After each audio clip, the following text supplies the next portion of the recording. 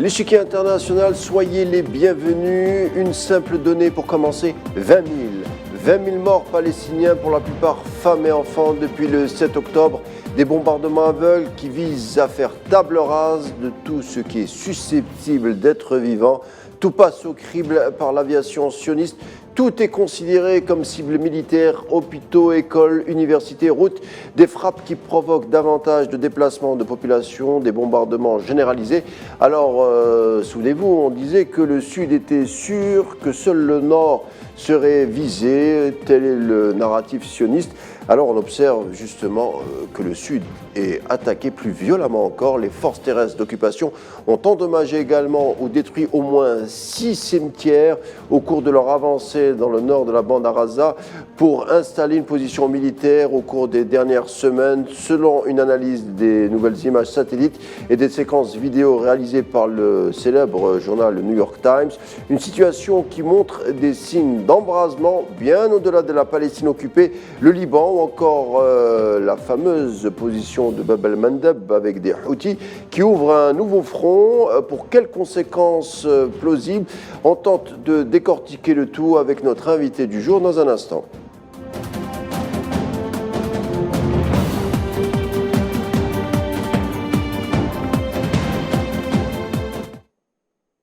En effet, on ne peut plus croire désormais qu'il s'agit d'une opération de sécurisation, comme le disent les sionistes et quelques-uns de leurs alliés occidentaux, des missiles chargés à bloc pour faire un maximum de dégâts, dont la plupart sont des morts civils, des femmes et des enfants, on l'a dit, du jamais vu dans les annales. Pour en parler, et j'ai le plaisir d'accueillir Chif Driss, politologue et professeur également. Merci d'avoir accepté notre invitation.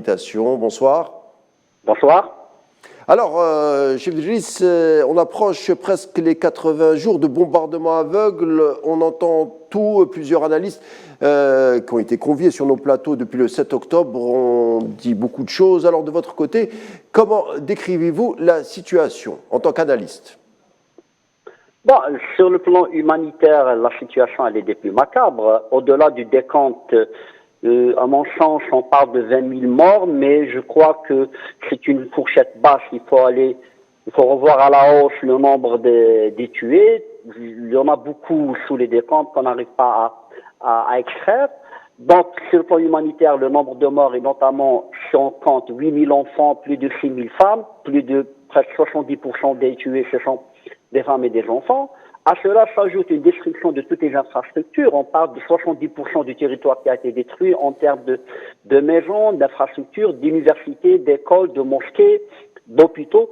Donc là, on est dans une entreprise de destruction qui a été délibérée, qui a été bien pensée. Donc la situation devient de plus en plus pire, s'empire de plus en plus, où l'aide humanitaire elle est distillée au compte-gouttes, sans compter que c'est le summum de l'horreur, c'est que les gens n'arrivent plus à trouver des endroits où enterrer leurs morts. Donc là, je crois qu'on est dans une situation inédite dans l'histoire, qui dénote de l'ampleur, de la gravité, si vous voulez, de l'horreur de l'entreprise de destruction israélienne. En fin de compte, généralement pas quand on parle du Hamas et de l'entité israélienne sioniste, on parle d'une guerre, ce qu'on appelle d'un conflit ou d'une guerre asymétrique. Or là, on n'est plus dans l'asymétrie, on est plus dans une entreprise de destruction, une entreprise génocidaire. Donc ce qui complique davantage la situation, c'est la reconstruction de ce territoire qui risque d'être encore plus compliqué. Alors, Chef Driss, on essaye de comprendre avec vous ce soir la situation sur le terrain. La résistance palestinienne démontre une abnégation, un niveau d'organisation qui étonne, une organisation farouche même. C'est ce qui expliquerait, selon vous, l'intensité des bombardements? Bien entendu, c'est que la hantise de l'armée sioniste, c'est d'aller vers une intervention terrestre, et l'intervention terrestre finirait par un non-lisement, à savoir le nombre de morts. Il faut savoir, dans la doctrine militaire israélienne, c'est que les opérations militaires doivent être aussi courtes que possible. Dans l'histoire, on n'a jamais vu une opération qui s'étale dans la durée, c'est-à-dire la plus longue, c'est-à-dire 2006, 34 jours contre le Hezbollah, et on sait comment elle s'est terminée. Mais le pire maintenant, c'est qu'avec l'entité israélienne qui considère que Israël a son 11 septembre, comme les États-Unis l'ont eu il y a 22 ans de cela, donc ils sont dans une sorte de revanche, une sorte de restauration d'un orgueil, d'un certain honneur qui a été touché le 7 octobre, mais dans la réalité, c'est que les Israéliens savent pertinemment que d'aller dans un combat de corps à corps, aller dans une stratégie face à un adversaire qui est très aguerri, qui connaît très bien le terrain, donc le seul moyen, c'est d'aller vers des bombardements massifs et accompagnés par une intervention terrestre. Mais cette intervention terrestre qui se déroule depuis 60 jours, elle n'arrive pas à asseoir la domination militaire israélienne sur tout le territoire de Gaza. Quand bien même ils ont saucissonné le territoire en 3 zones A, B et C, mais ce qu'on remarque sur le terrain, c'est que ils avancent c'est-à-dire qu'il y a des tâtonnements, c'est-à-dire qu'il y a des hésitations. Et ils n'arrivent pas vraiment à quadriller, à ceinturer davantage le territoire en raison de la résistance palestinienne, qui ne soutient pas que ce qu'on appelle Kataib Azdin Qassam ou Sharia ou le djihad islamique. Donc c'est un ennemi, pour eux c'est un adversaire qui est dispersé sur un territoire, aggravé par une destruction où les décombres sont devenus maintenant des refuges pour cette résistance. Donc là, je crois que les bombardements massifs expliquent pour les Israéliens c'est comme une solution de facilité. À défaut de neutraliser un adversaire qui connaît très très bien le terrain et qui, si vous voulez, qui n'est pas très facile à manier ou à combattre, notamment la difficulté d'aller vers le corps à corps où il y a l'infanterie qu'il faudrait utiliser. Donc on recourt au bombardement massif qui font le plus de dégâts au niveau des civils. Le paradoxe maintenant, on en est arrivé certains pas, à savoir que les combattants de la résistance palestinienne sont des victimes civiles collatérales et les visés sont les civils. Donc jusqu'à présent, l'armée israélienne n'arrive pas à réaliser des avancées très palpables et tangibles qui permettent de dire que finalement ils sont parvenus à anéantir ou à neutraliser définitivement la résistance palestinienne, mais ils ont affaire à un adversaire qui est très agile dans sa manière de mouvoir. Et plus important encore, c'est qu'un adversaire qui est psychologiquement très préparé, très entraîné, qui n'a rien à perdre. Donc jusqu'à présent, c'est que la hantise pour les Israéliens, c'est d'aller vers une intervention terrestre qui reste l'enlisement et qui risque de s'installer dans la durée avec des conséquences à la fois humanitaires, politiques et économiques. Là, je crois que jusqu'à présent, les Israéliens commencent à ressentir la difficulté de la situation sur le terrain. D'où le recours au bombardement intensif. Alors, Chef Driss, je vous propose de faire un petit retour en arrière. Bien avant le 7 octobre, la plupart des analystes sur la question palestinienne et qui analysaient un peu le service de renseignement ou les militaires sionistes nous disaient quand même que c'était une armée très puissante, peut-être la plus puissante de la région, avec des services de renseignement aguerris, qui connaissent bien leur adversaire pour l'avoir bien étudié, qui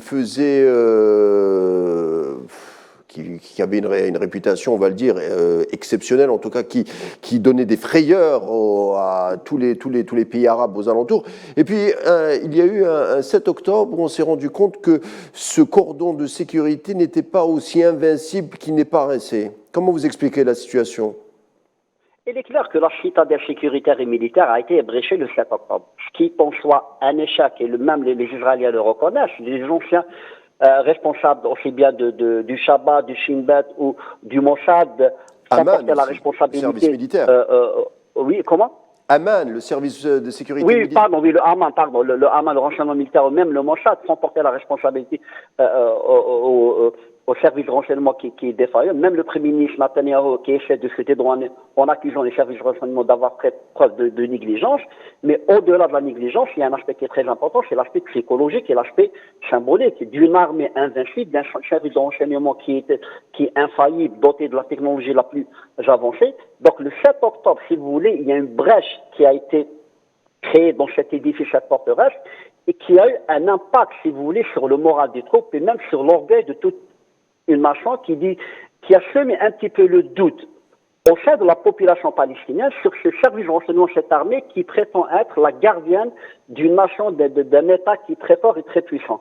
il va de soi qu'à un moment donné, la réaction a été des plus violentes. Si vous voulez, au-delà des aspects à la fois techniques, stratégiques, militaires et économiques et politiques, il y a l'aspect symbolique, il y a l'aspect psychologique qui est très important et qu'on doit le prendre en considération, c'est restaurer cette grandeur et cette confiance qui a été mise à mal le 7 octobre, qui a démontré qu'en fin de compte, cet État qui dispose d'un service de renseignement, les services de renseignement ne sont pas aussi infaillibles, aussi puissants qu'on a tendance à les présenter. Alors, on va essayer d'avancer. Le chef de l'ONU, Antonio Guterres, accuse l'entité sioniste de créer des obstacles à l'aide aux aides humanitaires. Il y en a plusieurs. Il y a une nouvelle plainte également de Reporters sans frontières, une ONG qui se réveille après 20 000 morts et des dizaines de journalistes tués.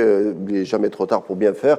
On observe des manifestations partout dans le monde, jusqu'au sein des campus américains, ce qui a incité la présidente de Pennsylvania State de démissionner parce qu'on l'a accusé de ne pas enrayer des manifestations qui auraient crié une haine anti-juive. En tout cas, c'est ce qui a été accusé. Elle a été accusée de ça, donc elle a quand même démissionné. Donc, mais au-delà des normes juridiques et diplomatiques, comment vous expliquez cette exception sioniste? Pourquoi, malgré des plaintes ici et là, des condamnations, on a l'impression que c'est une entité qui se situe au-delà des normes juridiques et diplomatiques? Comment vous l'expliquez? En fait, l'entité sioniste a toujours été réfractaire vis-à-vis de l'ordre international. Ce sentiment d'impunité qui est renforcé par le soutien infaillible des États-Unis, lequel soutien vient du fait qu'il y a un lobby très puissant, à savoir le lobby pro-sioniste, qui traverse à la fois les deux principaux courants politiques, les démocrates et les républicains, explique que quelque part, les Israéliens sont regardés et confortés dans leur position, dans leur impunité. Donc, même les résolutions qui ont été adoptées dans la dernière sur l'aide humanitaire, en dépit du fait de la pression qui est en train de monter d'en bas dans les opinions publiques internationales, les Israéliens continuent dans cette posture à la fois d'orgueil et d'impunité en disant que nous sommes les victimes de l'histoire. C'est-à-dire que la Shoah a été une meurtrissure, un drame. Sur le plan psychologique, il y a cette idée dans l'imaginaire collectif israélien qu'on est les victimes et en tant que victime, on peut se permettre ce qu'on veut. Et la communauté occidentale doit nous soutenir. D'ailleurs, les premiers discours, les premières déclarations des politiques, notamment le président israélien Hamas, qui déclarait en fait que ce n'est pas le combat entre Israël et le Hamas, c'est le combat de la civilisation occidentale contre la barbarie. Donc il y a ce sentiment, cette conviction qui est très enracinée, qui est très profonde dans, si vous voulez, l'imaginaire et le schéma mental de ces dirigeants, cette élite politique, de dire que finalement, c'est nous les victimes, donc on peut faire ce qu'on veut. Donc le droit international, il est contre nous. Souvenez-vous la déclaration de l'ambassadeur pendant l'Assemblée générale qui a défié la communauté internationale, même le secrétaire général, quand il a eu le courage de dire que ce qui se passe à Gaza est un génocide. Donc il y a cette mentalité de défiance qui est à la fois de l'ordre psychologique, de l'ordre symbolique, mais aussi elle est politique parce qu'elle est soutenue par les grandes puissances, notamment les États-Unis et d'autres puissances occidentales, alors justement, ces États-Unis qui donnent un chèque en blanc à Israël. Alors justement, ces États-Unis, on a observé des officiels américains, Anthony Blinken, le secrétaire d'État, Kamala Harris lors de la dernière COP28, ou même le président Biden lui-même évoquait un nombre de morts civils palestiniens inhabituel. Certains y ont vu des critiques. D'ailleurs, Joe Biden a proposé à son allié Netanyahou d'opérer un changement de gouvernement. Alors, on dit que la prochaine campagne présidentielle pourrait atténuer l'intensité des bombardements, mais on le sait aussi que la politique étrangère, pendant les débats pour une présidentielle américaine, ne sont pas un sujet de première importance pour les votants, ou en tout cas les citoyens américains. Bon, il faut savoir, la réponse à cette question m'impose à évoquer quelques aspects. Le premier aspect, il faut savoir que le président Biden n'a jamais été favorable au retour de Netanyahou au pouvoir. Donc, ça, c'est le premier élément très important. Premier élément. Le deuxième élément, ce qu'on a ces derniers temps de la part de critiques et de reconnaissance de la part des autorités des officiels américains sur l'ampleur du génocide, le nombre de morts, ce n'est pas, si vous voulez, une rupture de position, c'est plus un changement de style. Ils appellent le gouvernement israélien de changer, d'inclure, d'écarter les radicaux, mais ils n'en aucun cas, ils ne renoncent, ils ne remettent en cause leur soutien à la politique israélienne. Troisième élément, pour ce que, comme vous avez évoqué la campagne, généralement, la politique étrangère, ce n'est pas un thème mobilisateur dans la campagne électorale américaine. Là, le président démocrate Joe Biden, on est conscient que à quelques mois des élections présidentielles, il serait politiquement suicidaire de faire de la question palestinienne le soutien à Israël comme un thème mobilisateur, sachant qu'au sein de son camp, notamment la jeunesse et ce qu'on appelle la gauche démocrate, ils appellent en anglais the liberals, menée par Bernie Sanders et la jeunesse démocrate, elle est très critique et très remontée contre le soutien indéfectible de Joe Biden à l'égard d'Israël. Cela s'ajoute le fait qu'au même au sein du Parti républicain, il y a un soutien, notamment de la frange la plus conservatrice, vers Israël.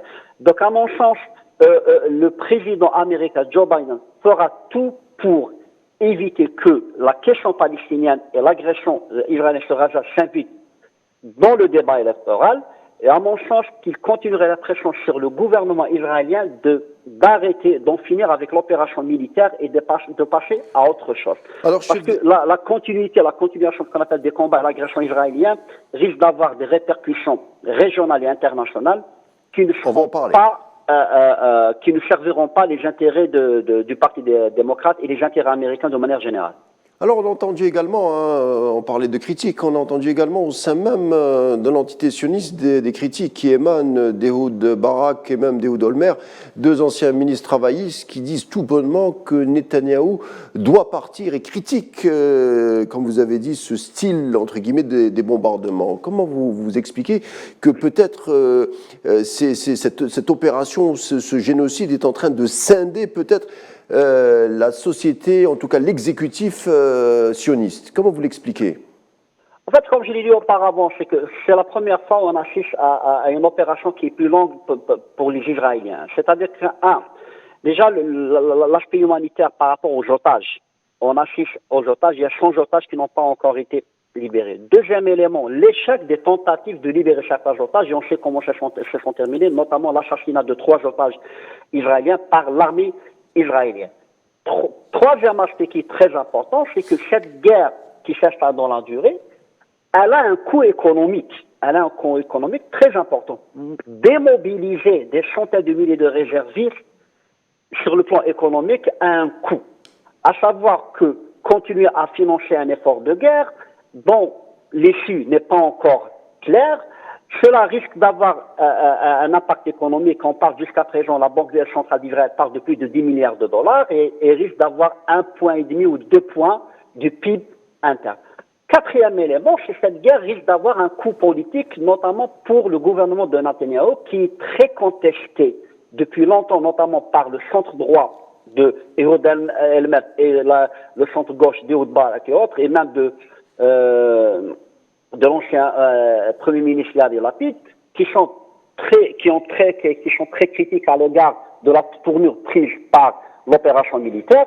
Donc, à mon sens, que la continuité de cette guerre, l'entêtement du gouvernement de Netanyahou et le cabinet de guerre d'aller jusqu'au bout, vers ce qu'on appelle cette logique jusqu'au boutiste, risque d'avoir des répercussions politiques, sociales et économiques pour le gouvernement et finirait par faire tomber ce gouvernement. Alors, Chef Driss, justement, vous parliez d'un impact, d'un coût économique sur l'entité sioniste et le coût, en tout cas, qui commence sérieusement à se faire ressentir, notamment au sein du port d'Ashdod ou encore la station balnéaire d'Elat, avec un nouveau front qui vient de s'ouvrir avec les Houthis qui harcèlent tous les transporteurs de marchandises qui naviguent en mer Rouge en direction du canal de Suez, par exemple le grand transporteur Maersk ou où BP, même le britannique BP, le transporteur d'énergie, ont officiellement annoncé qu'ils éviteraient désormais ce passage. De son côté, Lloyd Austin, le secrétaire à la Défense, lors de sa tournée, a prévenu que la mise en place d'une coalition, anti-Houthis était effective, et on accuse l'Iran d'être derrière les Houthis. Est-ce que vous pouvez nous expliquer cette équation Houthi, quelles seraient les répercussions si elle continuait encore à mettre en place ce front? Non, il est clair que maintenant l'équation Houthi devient une inconnue. Je savais qu'elle s'invite dans l'équation. Et je pense que, à mon sens, que les Israéliens n'avaient pas prévu cela, même les Américains. Maintenant, la question qui se pose, est-ce que cette guerre finira par entraîner un embrasement régional, une extension de cette guerre vers d'autres régions avec l'intervention des Houthis, leur implication dans cette guerre de manière indirecte? Et il est clair maintenant que les bombardements, le ciblage de certains navires qui se dirigent vers Israël n'est pas pour arranger les intérêts des uns et des autres. Pas seulement, pardonnez-moi, Chef Driss, c'est pas seulement des navires qui se dirigent vers l'entité sioniste, c'est vraiment tous les navires dont les pays seraient alliés à l'entité sioniste. Bab el-Mandeb, c'est 40% du commerce mondial. Donc oui, tout à fait. Vous avez raison de le souligner. C'est que là, actuellement, on a ce qu'on appelle le risque sécuritaire pour le commerce maritime, le commerce dans toutes ses dimensions devient de plus en plus élevé. Donc les compagnies maritimes, les compagnies d'assurance et tout prennent en considération qu'il y aura un renchérissement du coût du route, ce qu'on appelle de l'acheminement des marchandises, et même ce qui donne l'impression, c'est que actuellement il y a une incertitude qui plane sur ce qu'on appelle les routes de commerce maritime dans la mer Rouge, dans le Al-Mandeb. Donc la crainte, c'est que cette guerre s'étend au niveau régional et s'étend dans la durée. Et la crainte aussi, c'est que Israël, qui menace de prendre des représailles, de réagir contre les Houthis, tout en sachant que on voit mal comment Israël pourrait ouvrir un nouveau front avec les Houthis, alors qu'à Gaza, ils n'arrivent pas à gérer la situation comme ils le veulent. Donc là, il est clair que l'intrusion des Houthis dans l'équation chamboule un petit peu les calculs des grandes puissances, les puissances régionales, à commencer par les Américains, qui ont fait en sorte de déployer un porte-avions, le Gerald Ford, puis l'USS Eisenhower, puis certains frégates, de façon à ce qu'ils prétendent, eux, d'éviter qu'il y ait un embrasement régional. Mais là, ce qu'on assiste actuellement, c'est qu'il y a